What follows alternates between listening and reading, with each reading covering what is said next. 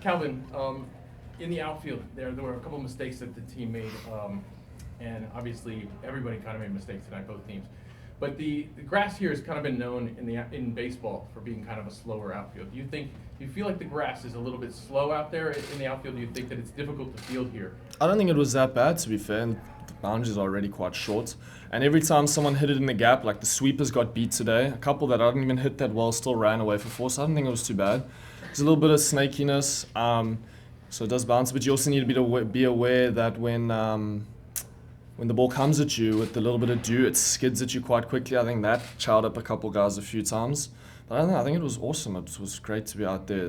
There's no issues with the field. I thought it was really good. Hey, Kevin. Z with 1709 Cricket and MLC Talk.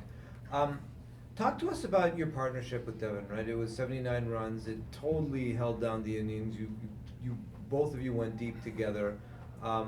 What was going on? What were you thinking? What were you talking to each other about? What was the conversation about? What was the strategy? I think it was very simple. We didn't think very far ahead. I kind of wanted to just play to my strengths. We also knew you have to keep going a bit. It's a small field, and we saw what happened last night. Yeah. But I didn't want to be too reckless too quickly.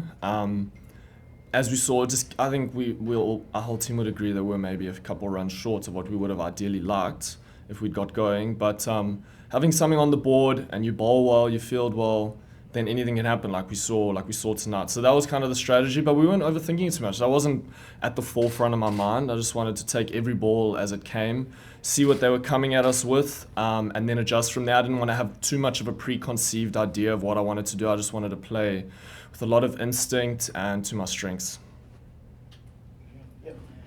Kevin, playing in a brand new arena, right? The Coliseum here.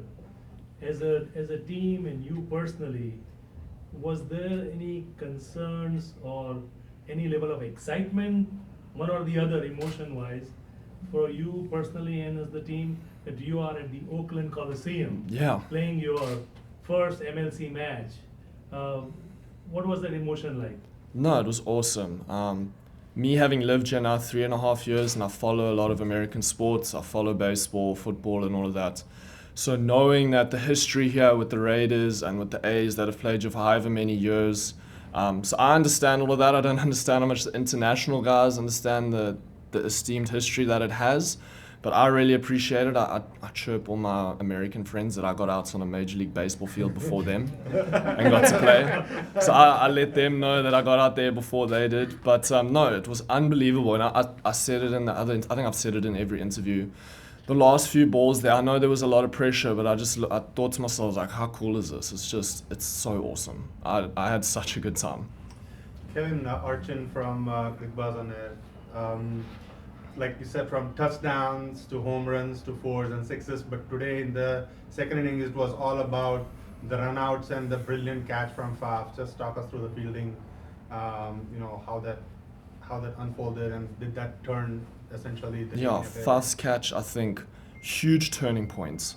Michael was going really, really well, and he absolutely smoked that. I said to Faf, I think that's the best catch I've seen in my career, on TV and live. Live, 100%. I don't know if I've seen something better on TV. I don't think TV does it justice.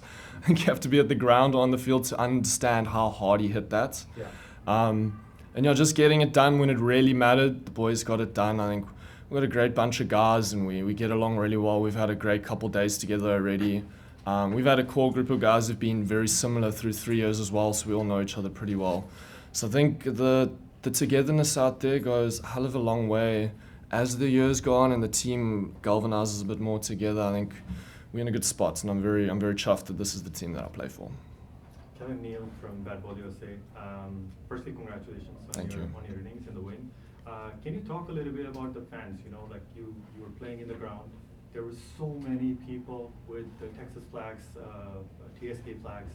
You see that quite a lot in Dallas in the stadium, but here as well you have such a good following, and they were waiting for you, cheering for the team till the end.